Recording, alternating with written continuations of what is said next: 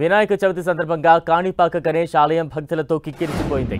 భక్తులతో ఆలయం కిటకిటలాడుతోంది. తెల్లవారుజాము నుంచి ఆలయానికి భక్తులు పోటెత్తారు. ఆలయ పరిసరాలు ఎట్టు చూసినా భక్తుల సందడి కనిపించింది. వివిధ ప్రాంతాల నుంచి వచ్చిన భక్తులు చవితి నాడు కాణిపాక గణపతిని దర్శించుకుని తరిస్తున్నారు. కాణిపాకం నుంచి మరింత సమాచారం మా ప్రతినిధి మురళి అందిస్తారు. చిత్తూరు జిల్లా కాణిపాక విఘ్నేశ్వర ఆలయంలో వినాయక చవితి వేడుకలు అంగరంగ వైభవంగా జరుగుతోంది. భక్తులతో కాణిపాక ఆలయం కిక్కిరిసిపోయింది. తెల్లవారుజామున 3 గంటల నుంచే భక్తులను సర్వదర్శనానికి అనుమతించారు. దాదాపు ఇవాళ సర్వదర్శనానికి అంటే సుమారు ఒక 2 గంటల సమయం పడుతోంది.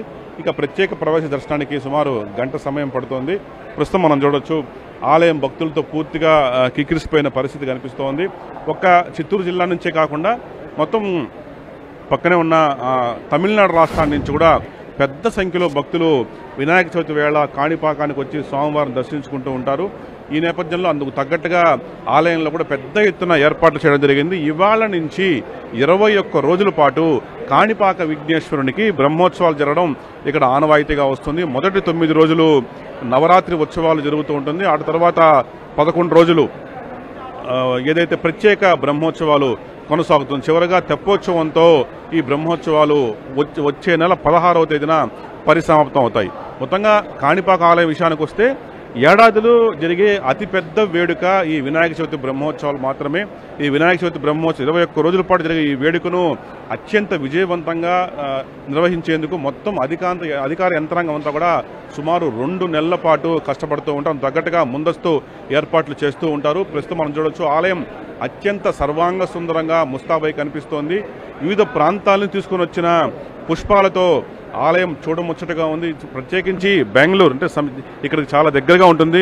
బెంగళూరు నుంచి ప్రత్యేక పూలు తెప్పిస్తారు. అట్లాగే అలంకరణ అంతా కూడా అక్కడి నుంచే ఒక ప్రత్యేక నిపుణులు వచ్చి ఆలయాన్ని అద్భుతంగా తీర్చిదిద్దుతూ ఉంటారు. మొత్తం ఆలయం ముంగిటి నుంచి గర్భాలయం వరకు కూడా అడుగడుగునా కూడా ప్రత్యేక పుష్ప అలంకరణతో భక్తులు కనువిందు చేస్తుంది.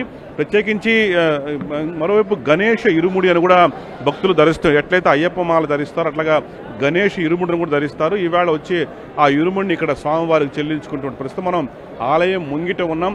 ఆ భక్తులతో ఆలయం పూర్తిగా కిక్కిరిసిపోయిన పరిస్థితి కనిపిస్తోంది. మనకు తెలుసు ఆలయాన్ని ఇటీవలే పూర్తిగా ఆధునీకరించారు. ఇది వరకు పూర్వపు కాణిపాక ఆలయానికి ఇప్పటి ఆలయానికి చాలా తేడా ఉంది. అంటే గర్భాలయాన్ని మినహాయించి మిగతా ఆలయం వెలుపల భాగాలంతా కూడా పూర్తిగా ఆధునీకరించారు. మరింత విశాలంగా చేయడం కూడా జరిగింది. మొత్తం ఆలయం చుట్టుపక్కలంతా కూడా మాస్టర్ ప్లాన్ అమలు చేశారు. ఇప్పుడు భక్తులకి అత్యంత సౌకర్యవంతంగా సులభతరంగా దర్శనం అయ్యేలా చక్కని ఏర్పాట్లు చేయడం జరిగింది.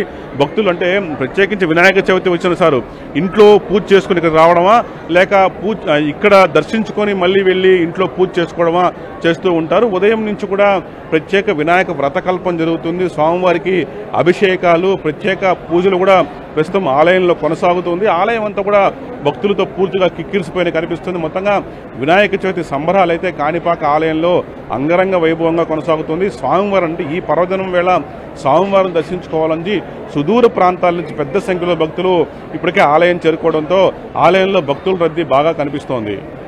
Over to studio.